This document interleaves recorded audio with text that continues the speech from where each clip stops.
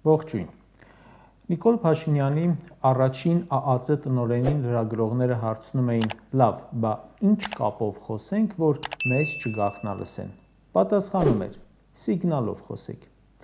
Իհարկե գիտենք, որ Փաշինյանն իր գիթը իրավապահ համակարգի միջոցով ամենուր մտցնում է։ Նորություն չէ։ Առաջ օրինակ մեզ թվում էր, թե սրանք գաղտնալսում են այն մարդկանց, որոնք իրենց համար հետաքրքրություն են ներկայացնում։ Հիմա պարզվում է, սրանք գաղտնալսում են բոլորին կամ բոլորն են հետաքրքրություն ներկայացնում իրենց համար։ Նիկոլն ասում է, հոգևորականների մասին ինձ զեկուցել են ԱԱԾ-ից։ ԱԱԾ-ն վարչապետին ենթակա մարմին է, և ԱԱԾ-ն ասում է, ինձ ամեն օր զեկուցում է հանրապետությունում օպերատիվ իրավիճակի մասին։ Հոգևորականների անձնական կյանքը, անկողինը, ինչ կապ ունի հանրապետությունում օպերատիվ իրավիճակի հետ։ Նիկոլ Փաշինյանից մենք իմանում ենք, որ ինքը տեղեկություններ ունի, որ ինչ-որ հոգևորականներ անձնական կյանք ունեն։ Դրա մասին էր խոսում։ Եթե իրեն լսեք, նշանակում է այդ գործն են արել։ Համենայն դեպս փաստ չունենք, տեսնում ենք, որ վարչապետը հայտարարում է, որ իր ենթակայության տակ գտնվող մարմինը իրեն ամեն օր զեկուցում է, ու կողքից լսում ենք, որ հոգևորականներ կան, որ իրենց անձնական կյանքն ունեն։ Կլինի մեզ այդ մանրամասների մեջ չգցեք։ Մեզ մոտ հարց է առաջանում. ինչու են հարկատուի փողերը մսխվում այն անվտանգության մարմնի վրա, որը ընկած անձնական թեմաներով կոմպրոմատներ է ման գալիս։ Այսօր էլ ասում ես բյուջեն եռապատկել եմ իրենց։ Եկեք մի հատ հասկանանք, մեր երկրի անվտանգությունը որտեղ է։ Առանձին մարդկանց, կլինի հոգևորական, կլինի պաշտոնյա, կլինի թիմակից, իշխանական թե ընդդիմադիր, իրենց անձնական կյանքի մանրամասներն են մեր պետության անվտանգությունը, թե մեր պետության անվտանգությունը շատ ավելի ակնհայտ տեղեր են, որոնք բոլորս այս քանի տարի է քննարկում ենք։ Նիկոլ Փաշինյանի խոսքից հասկանում ենք, որ ձեր մասին ԱԱԾ-ն ժողովուրդ հավաքում է նյութեր ու տալիս իրեն, սա էլ երբ որ մեկի մասին ուզի գրում ու խոսում է։ ԱԱԾ-ն քանդվել է, դեգրադացվել է։ Մի քանի օր առաջ երկու անչափահասի էին կորել։ ԱԱԾ-ն սուտ տեղեկություններ էր հրապարակում, թե սահմանն անցել են։ Հետո հերքում է, թե չեն անցել։ Որովհետև լուրջ հարցերում սրանք արդեն վաղուց մասնագետ չեն, բամփասանք լինի, ուրիշի անկողին հետազոտել լինի, այդ դրա մասնագետն է դարձել Նիկոլը, մոտավորապես իր ընտանեկան թերթի օդում կախված լուրերի ստուգմամբ է զբաղվում պետական իրավական համակարգը։ Իրավաբանները կարող են գնահատել, ինչ հանցակազմ կա ԱԱԾ բոլորին գաղտնալսելու և Նիկոլին զեկուցելու քայլերի մեջ։ Այդ մարդու պատկերացմամբ ամբողջ պետությունը իրենն է և ինչ ուզի կանի։ ՔՊ-ից հեռացած падգամավորն ասում էր, չէ, նա իր բոլոր թիմակիցների դեմ ունի ֆինանսական սեռական կոմպրոմատներ, քանի որ ինքը իրեն նշանակել է ժողովրդի վարչապետ, ուրեմն պարտավորվածություն է երևի զգում իմանալ ժողովրդի մասին ամեն ինչ։ Նիկոլի իշխանության ապօրինություններից ոչ մեկ ազատագրված չէ։ Կլինի հոգևորական, կլինի բիզնեսմեն, հասարակ քաղաքացի։ Հենց վաղ օրինակ խորհրդարանը քննարկում է ու բնականաբար ԿՊ-ն հավանություն կտա հեծը խլելու նախագծին։ Բերել են մի նախագիծ, որը հեծի տնօրենը որակում է անգրագիտություն և կողքից ինչ-որ բաներ են հորինում հիմնավորելու համար հեծի խլումը։ Ըստ երևույթին սաբոտաժ են անում ու մեղքը գցում հեծի վրա։ Բայց ինչպես ամեն մի քարոզչություն, դա էլ են անում մանկամիտ կերպով։ Տեսեք, հենց հայտարարեցին, թե լավ չէ աշխատում հեծը ազգայնացնելու ժամանակն է, մեկ էլ Արդարադատության նախարարությունը հայտարարեց, թե հոսանքազրկման պատճառով պետռեգիստրը չի սպասարկի քաղաքացիներին։ Կամ խորհրդարանում լսումների ժամանակ անջատում են հոսանքը, բայց միկրոֆոնները չեն անջատում։ Կամ ասում է, թե գնացի ինչ-որ մոլի բացման, հոսանքը տարան։ Մեր կենցաղում էլ այդպես է։ Հենց հոսանքը անջատում են, մեղադրում ենք հեծին, որովհետև սովորական քաղաքացիս չգիտի իրականում ով է մեղավոր։ Դա նորմալ է։ Ինձ համար լույսի պատասխանատուն հեծն է, նորմալ է։ Բայց կառավարությունը պետք է իմանա, որ դեպքում ով է պատասխանատուն։ Հեծը օրինակ ասում է, այս դեպքում մեղավոր են բարձրավոր էլեկտրոցանցերը։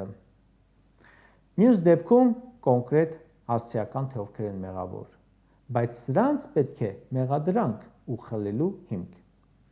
Իսկ իշխանությունը հետագան պատկերացնում է, թե չէ, ասենք խլեցիք, հետո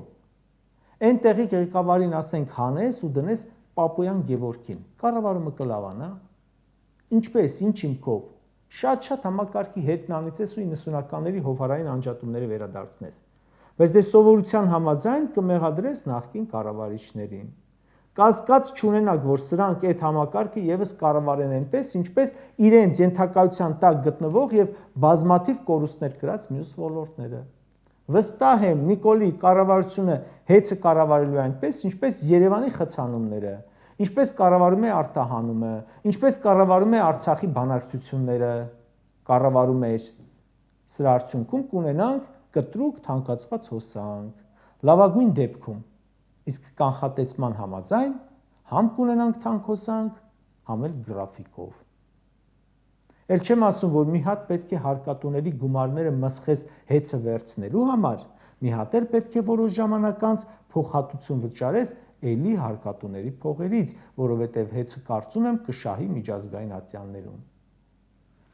Այս ամենից բացի մեկ ռեալ վտանգ էլ կա։ Ասենք խլեցիք, ինչ եք անելու։ Լրատվադաշտում փորձագիտական շրջանակներում հայտնում էին, որ հեծով հետաքրքրված է թուրքական ընկերություն։ Մեկ էլ շատ հապճեպորեն հայտնի դարձավ, որ Հայաստանի տարածքային կառավարման նախարարը մեկնել է Թուրքիա եւ բանակցություն վարել ոչ ավել ոչ պակաս էներգետիկայի հարցում։ Այսինքն մեծ է հավանականությունը, որ ռազմավարական նշանակության այս հիմնարկը անցնի Թուրքերին։ Ինքնիշխանությունից են խոսում սաղորը։ Մեկ այլ абսուրդ էլ այն է, որ Նիկոլի այս հակապետական քայլերը ողջունվում են եվրոպացի գործընկերոջ կողմից։ Մեր երկրում կատարվողը թե ներսից, թե դրսից խիստ քննադատության է ենթարկվում։ Իրեն պետք էր մի աջակից խոսք ու հանկարծ Ֆրանսիայի նախագահ Մակրոնը Փաշինյանին ողջունում է եկեղեցու նկատմամբ գրոհի, ժողովրդին ճնշելու, հեծը խլելու համար։ Դա անվանում ժողովրդավարության ամրապնդում։ Ռուսաստանի արտգործնախարարն ասում է Հայաստանում ստեղծված իրավիճակը այդ երկրի ներքին գործն է, բայց եկեղեցու վրա հարձակումները մտահոգիչ չեն։ Այսքան բան ասում։ Միրզոյանը նյարդայնանում է ու մեղադրում Լավրովին, որ մեր երկրի ներքին գործերին մի խառնվի։ Իսկ Մակրոնը, որ կոնկրետ խառնվում է մեր երկրի ներքին գործերին, այդտեղ լռություն է, գոհ են, աջակցություն է դա։ Օրինակ, ինչի համար, որ Մակրոնը շնորհավորում է Նիկոլին, որ նա էլ իր երկրում այդ վիճակում ոնց կվարվեր։ Եթե իր մտքով անգամ անցնի Ֆրանսիայում, կարող է այդ բառապաշարով գրել եկեղեցու մասին,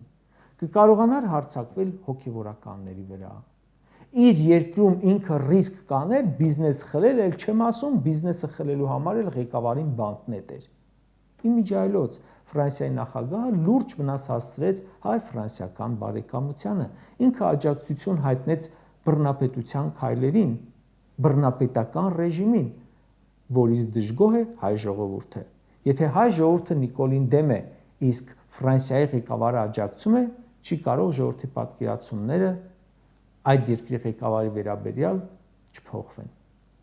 Եթե Հայաստանում կատարվողը որևէ մեկը կանվանի ժողովրդավարություն, ուրեմն նա կարծում եմ գտնվում է հոգեկան ծանր վիճակում։ Այսօր Եվրամիության արտաքին գործերի եւ անվտանգության ներկայացուցիչ Կայա Կալասն ասել էր. մենք կշարունակենք գումար տալ, աջակցել Հայաստանի ժողովրդավարությանը։ Պետք է ասեմ, ինչքան աջակցեցիք, լրիվ հերիք է, կուշտենք։ Մի քիչ էլ գնացեք ուրիշ երկրի աջակցեք։ Առաջ որ այսքան չէիք աջակցում, մեր երկրի վիճակը բազմակի լավ էր։ Կարճ ասած։ Ինչու են Նիկոլ Փաշինյանի հակաժողովրդական քայլերը, այսպես կոչված ժողովրդավար արևմուտքում արժանանում բարձր գնահատականի, որովհետև ըստ էության նրանից դեռևս ունեն ակնկալիք հակառուսական ուղղությամբ։ Իսկ ինչու է Նիկոլ Փաշինյանն անում այս ամենը, ապօրինի հրահանգներ տալիս ԱԱՑ-ին, հարձակվում գործարարների վրա, հոգևորականների վրա, բիզնես խլում։ Երևի պատճառն այն է, որ այս ամենից հետո այս ամեն ինչ, որ բերել է մեր երկրի գլխին, շարունակում է մնալ իշխանության։ Իշխանության ամեն մի օրը ավելի է հղբացնելու։ Իսկ եթե շարունակի մնալ, ամեն ինչ տանում է նրան, որ լրիվ կդառնա անկառավարելի։